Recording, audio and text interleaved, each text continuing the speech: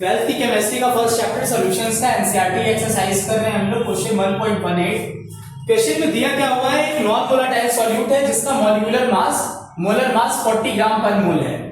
उस non volatile solute को एक सॉल्वेंट ऑक्टेन में डाला गया जिसका वेट दिया हुआ है 114 ग्राम, मतलब 114 ग्राम ऑक्टेन में एक नॉन वोलेटाइल सॉल्यूट जिसका मॉलिक्यूलर मास 40 ग्राम है उसको डाला गया।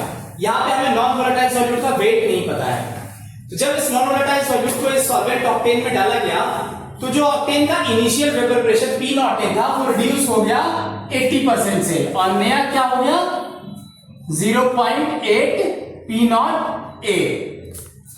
आपसे पूछ क्या रहा है कि नॉन वोलेटाइल सॉल्यूट का कितना वेट या मास था जो इस ऑक्टेन में डाला गया।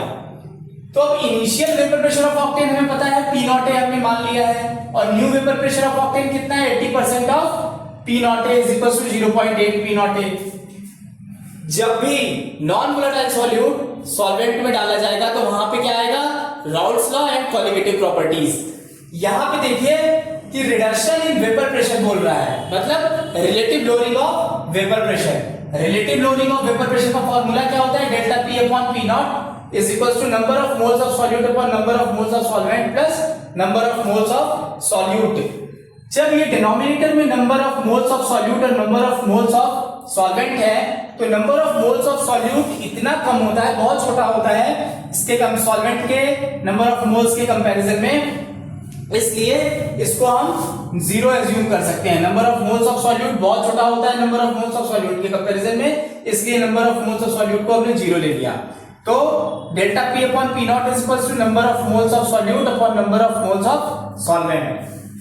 Number of moles of solvent क्या होगा, जो कि हमारा ऑक्टेन है, weight of octane upon molecular weight of octane. Weight of octane कितना दिया हुआ है 114 ग्राम।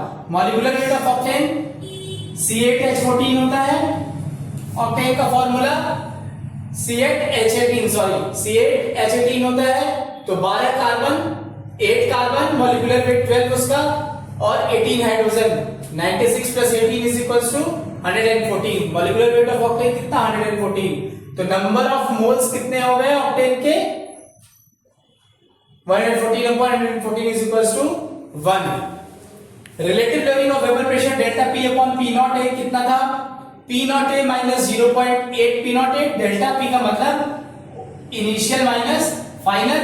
इनिशियल P नॉट ए है, जब सॉल्यूट डाल दिया गया तो 0.8 P नॉट ए हो गया।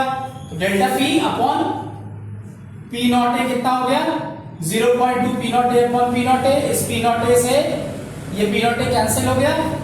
ये किसके बराबर होगा, delta P upon P naught A, number of moles of solute upon number of moles of solvent. Number of moles of solute हमें नहीं पता है, number of moles of solvent हमने 1 निकाल लिया, तो मतलब number of moles of solute कितने हो गया 0.2 के बराबर। ये P नॉट ए कैंसिल हुआ था 0.2 बचा था।